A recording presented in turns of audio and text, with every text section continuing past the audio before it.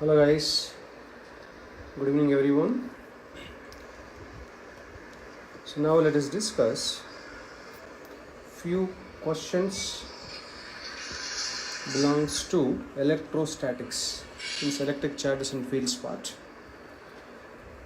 Just a second guys. Meanwhile,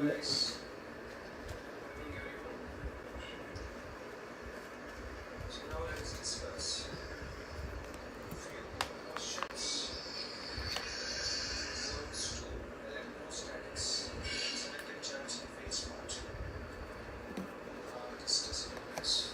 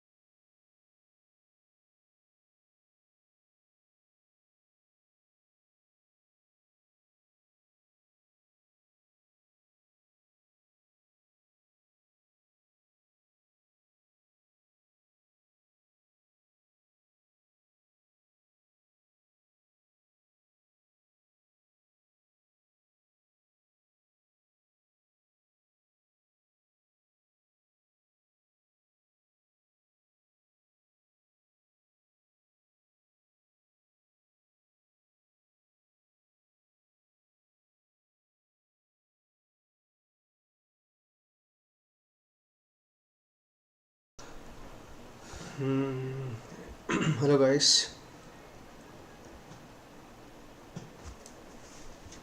welcome back to the session. Let us discuss few questions guys.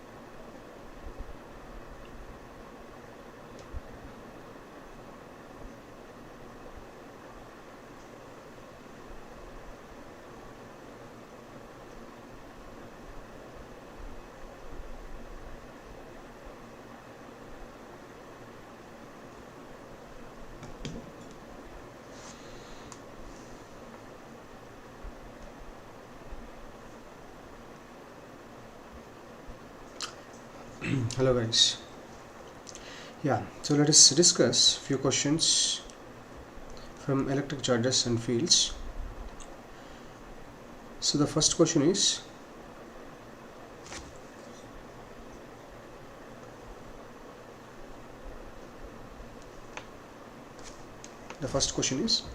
two point charges repel each other with a force of 100 Newton. One of the charge is increased by 10% and the other is reduced by 10%. The new force of repulsion at the same distance would be, right? So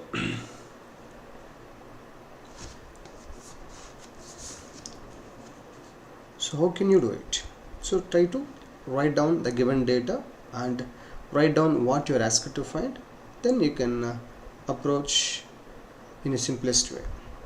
See what is given here: 2 point charges repel each other with a force of 100 Newton. Let us say there are 2 point charges, Q1, Q2, and they are separated by some distance, let us say R, and they are in air medium. Now the force of interaction between them, if they are the 2 charges repel each other, means obviously they should be having similar kind of nature. So force is F. According to Coulomb's law, force of interaction between any 2 point charges is F is equal to K Q1 Q2 by R square. So now K can be expressed as if when the charges are in free space, 1 by 4 pi epsilon naught into Q1 Q2 by R square. Okay, fine, let us keep it as equation 1. Next, if one of the charge is increased by 10% and the other is reduced by 10%, then the 2 charges becomes, you can mark them as Q1 dash and Q2 dash. Okay, then the new force of repulsion at the same distance would be, if the distance between them is same, so and the medium is also, is nothing is mentioned about any new medium, so we have to take it as the same medium. Then what is the new force of repulsion? Let us say the new force is F dash. F dash is equal to K, that is, I can take it as 1 by 4 pi epsilon naught K. New charges are Q1 dash and Q2 dash. By at the same distance means you have to take it as R only, so R square. So now Q1 dash Q2 dash, so at the new charges and what kind of and you have to express this Q1 dash Q2 dash in terms of initial charges. So what are Q1 dash Q2 dash?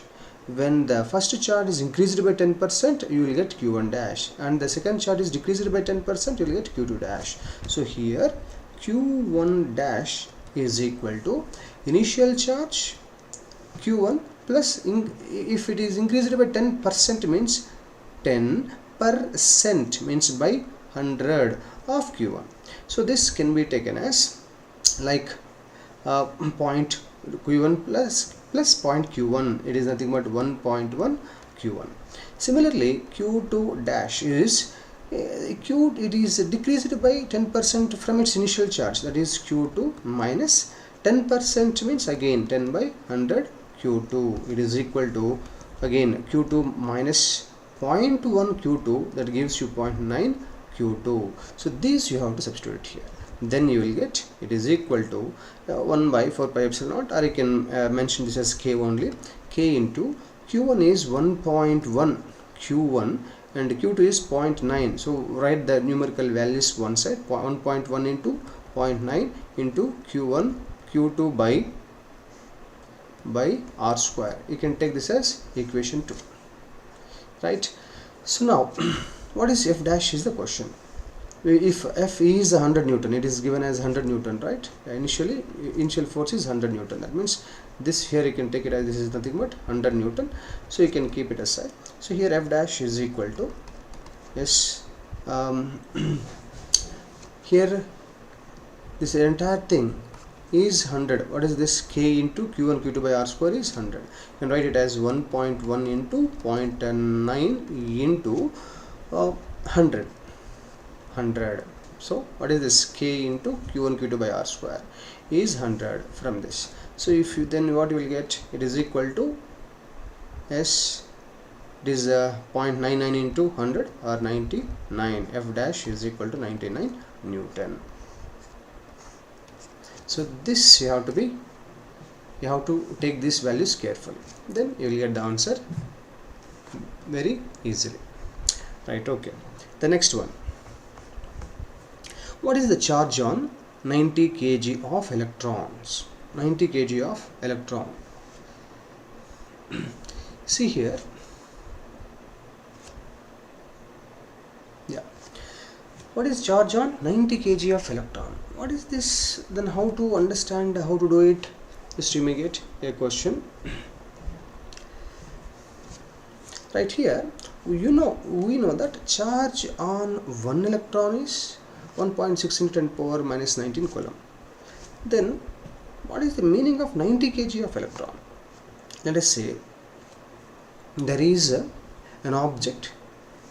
90 kg of electron means electron carries negative charge. So in this way you can understand what is the charge on a body having 90 kg of negative charge.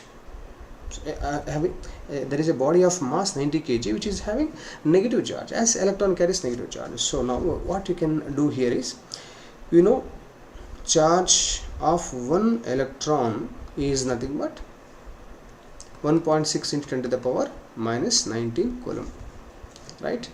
So here you can also take it as, if one electron is there, mass of one electron, you can take it as mass of one electron, you can take this as 9.1 into 10 power minus 9.1 into minus 10 power minus 31 kg. So we can say, so the charge on a particle having mass of me, that is mass of electron, is this. Okay, if there is an object having n number of electrons, then the number of electrons into mass of each electron is equal to 90 kg. Then what is the n value, number of electrons? What is the n value? If you can understand, means how many electrons are constituting this 90 kg, if you know, then what is the total charge constituted by this many number of electrons? This point you have to understand carefully. See, from this you can say n is equal to,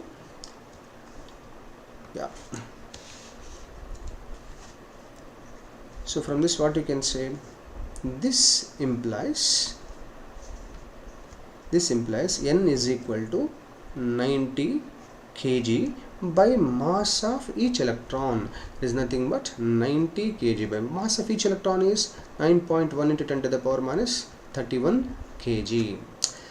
So you can keep it here, or you can simplify also.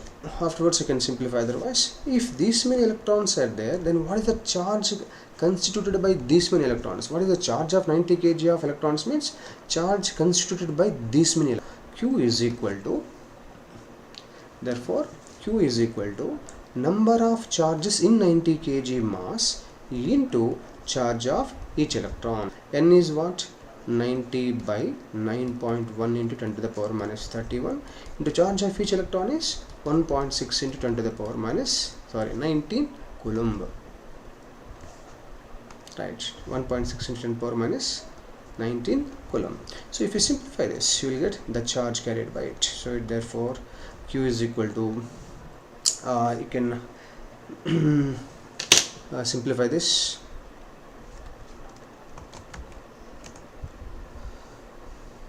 Right, 20, yes, divided by is equal to 9.89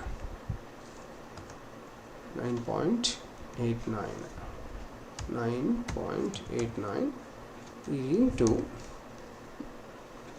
yes, so into 1.6 into 1.6 is equal to 15.824 into 10 to the power, here 9.1 and 10 power minus 31 is mass of electron, so it is 31 minus 19 plus 31 minus 19 becomes 10 to the power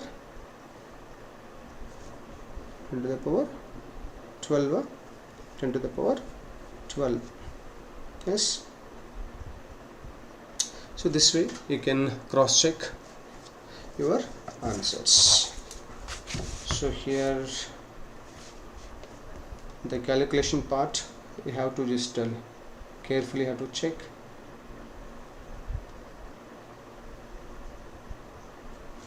Right, the decimals you can change accordingly, so you can also write it as 158.24 coulomb, this is in coulomb, or 1.5 into 10 to the power. Accordingly you have to take the value. Okay, right. Next question.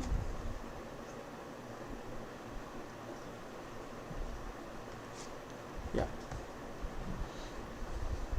the force on minus q in figure is minus q in figure. You see here in the figure we have, this is a hexagon, and in all vertices we have plus q plus q plus q plus q, except here there is no charge, here no charge, and at the center we have minus q charge is there at the center. Okay, now the question is, what is the total force, magnitude of force on minus q? So in a simplest form you can do it even within a minute, just by what you can say, instead of doing this question by using a calculation method, just by analytical method, you can within 1 minute you can do it. See, this total force on minus q you want, so this you can say this is 1 2 3 4 5 charges are there. Charge 1 will attract minus q towards it, yes, to each side of each length is a hexagon, so side of each length is, let us say, x or l or d, whatever it is given. So it is you can take it as q1 q2 by r square, here it is l square magnitude, and it is towards this one, and force due to fourth charge will be towards this, and of course the force due to first one is this, and it is equal to force due to the fourth charge. Equal magnitudes are acting in opposite directions. Equal magnitudes are acting in opposite directions. So they will cancel out. Forces due to 1 and 4 will cancel out. Okay. Similarly, force due to 2 and 5 will also be equal in magnitude and acting in opposite directions, so they will cancel out. So net force due to these 1 2 4 5 will cancel out. The only charge which is exerting force on this is 3, so that force is the net force, the resultant force on this, that is nothing but same, having same magnitude. F is equal to, or F due to 3, you can take it as F, it is equal to K into Q square by L square. Yes, this also should be by symmetry L only, so you can take it as L square. So here you can take K value as 1 by 4 pi epsilon naught, and you can write 1 by 4 pi epsilon naught into Q square by L square also. Okay, so how it is L, that this every, if you draw a line from center to any of these charges, this part will act like equilateral triangle. This is L, so the all side lengths will be equal. So then we can just compare by symmetrical conditions that the length of each side will be L, L, L, and this diagonal lengths, the parts of this also. So and hence you can take it as L, so we'll get the value is K Q square by L square is the final answer. The next one is this. So few basic points you should have, then you can do it quickly. So if you don't know how can you consider with this distance, that then obviously you will stuck over there, so you cannot do it. Okay. Next, the next question is, 2 point charges are placed at a certain distance or in air. Sorry, 2 point charges are placed at a certain distance R in air exert a force F on each other. The distance d at which these charges exert the same force in a medium or in a medium of dielectric constant K is. So what does this mean? What does this mean? See here, 2 point charges are there. 1 by 4 pi epsilon naught into q1 q2 by r square. So this is equation 1.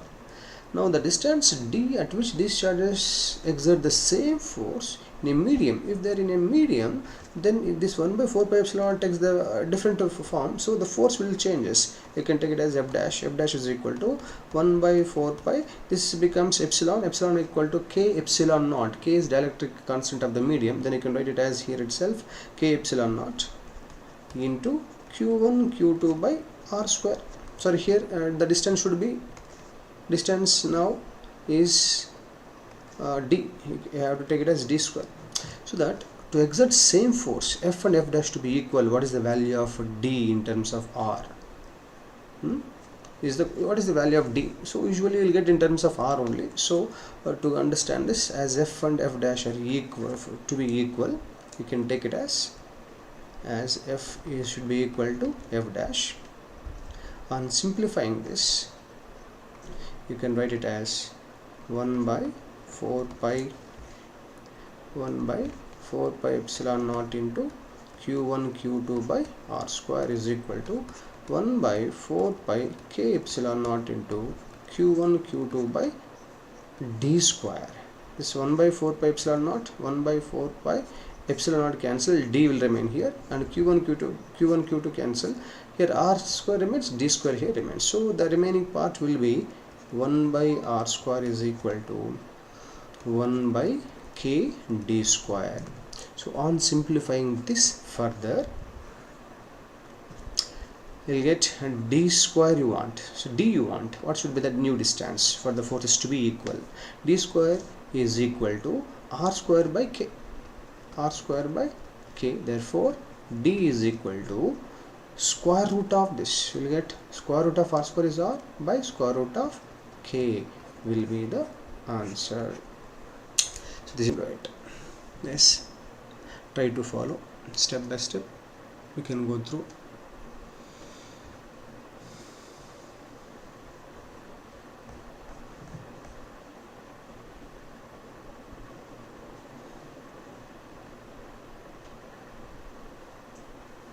Yes guys, next question is,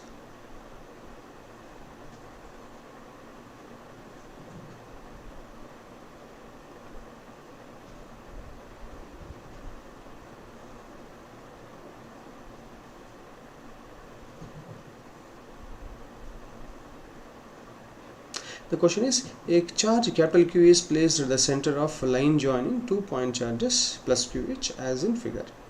What is the ratio of Q by capital Q by small q? So here you can draw a pictorial representation for this, then you will understand more easily. So it is given that a charge capital Q is placed at the center of line joining 2 charges. So there is one charge plus Q and another charge plus Q, and the center or midpoint we have a charge Q. We don't know what is the sign of this. Okay, what is the ratio? Okay, right. So what is a condition for equilibrium? You have to remember, when a system is said to be in equilibrium, when the net force on the system is 0, or when net force on every charge of the system is 0, then the system is said to be in equilibrium. This you have. Right. Next, second point is to find capital Q by small q. Here, while discussing the equilibrium conditions about these charges, you have to remember 2 points. If you are asked to find any of the charge, actually what is the value of the charge for the system to be in equilibrium, the charge capital Q, then you have to find net force on any of the extreme charges due to other 2 charges. For first point, you have to find the net force on any of the extreme charges due to other 2 charges to find the value of capital Q. Next, whereas if you are asked to find the position, if they are equal in magnitude plus Q, it should be at midpoint. If this is Q1, this is Q2, and then Q should be somewhere between the charges. Okay, somewhere. Then to find the position of that, then you have to find the net force on that capital Q. Net force on that capital Q to find the position. These 2 points you have to remember. Now, because you are asked to find the value of capital Q, a capital Q by small q means the value of capital Q you have to find from that, you can find out. So let us say, for the system to be in equilibrium, force on small q, any small q you have to find due to capital Q should be equal to force on small q due to another small q. This condition you have to use. Okay, because you know already capital Q should be negative. If you use only the magnitudes of the forces should be equal and they should act in opposite direction, then system should be in equilibrium. Then you can say it is nothing but K, Q1, Q2. Q1 is small q, Q2 is capital Q. By distance between them is x, so x square is equal to force between small q, another small q is K, Q into Q, Q square, by distance between them is 2x. 2x whole square is 4x square. Now on simplifying, K cancel, x square cancel, q, 1q cancel here, and left side part we have capital Q, right side part we have q by q is equal to minus 1 by 4. This is how you can understand. It should be minus 1 by 4. Sometimes to confuse you, plus 1 by 4 and minus 1 by 4, both options will be given. So you have to be careful about the sign also. Right. This is how you can calculate. Right. So these are a few questions I thought to discuss. Few more questions we will see later. Orally, just I would like to give you one question now. Orally, the question is just I am reading. If two identical metallic spheres A and B of exactly equal masses are given equal positive and negative charges by some method, then what is the relation between masses of these bodies?